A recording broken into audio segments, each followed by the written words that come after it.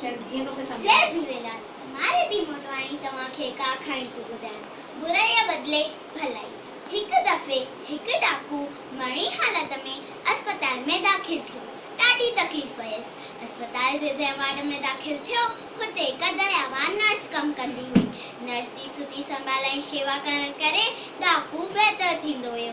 इलाज जे दौरान डाकू जे मन में वीचार आयो कि हिन नर्स खे किथे न किथे ज़रूरु ॾिठो आहे।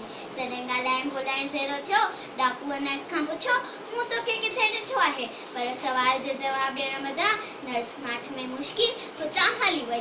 वर पुछण खां पोइ नर्स खेसि पूरो जवाब न ॾिनो। डाकू जी ॾाढी चाहना हुई कि हिन नर्स जी सॼी सुञाणप मिले। आख़िर में डाकूअ नर्स खे चयो, हाणे थी कंदसि सुञाणप न ॾिनी आहे, मां टिपो ॾेई आपघात कंदुसि। नर्स ॾिजी वई। लाचार थी दुख भरे आवाज़ में चई कि भाउ, मां हिकु विधवा भेण आहियां, तो ही मूंखे विधवा कयो आहे।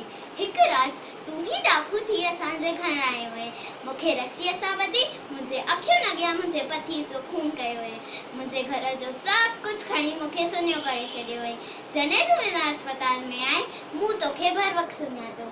चाहियां हा त तोखां बदिलो वठी सघां, पर अंदरि मां आवाज़ आयमि त बुराईअ बदिले भलाई हुअणु घुरिजे। हिन करे तुंहिंजी सुठी शेवा ऐं सची संभाल करे तोखे जल्द ठीक करण जी कोशिश कयां। मेरा कपड़ा साबुण सां ई धोइबा आहिनि। तीअं बुढ़े माण्हू सां सुठो वर्ताव कबो त संदसि मन बि साफ़ थींदो ऐं पाण बि बुराईअ बदिले भलाई कंदो। भलाई कंदे तां भलो तुंहिंजो थींदो। भलाईअ जा भाड़ा धणी तोखे ॾींदो। त कीअं लॻी तव्हांखे मुंहिंजी आखाणी? मुंहिंजी आखाणी आहे न मज़ेदार?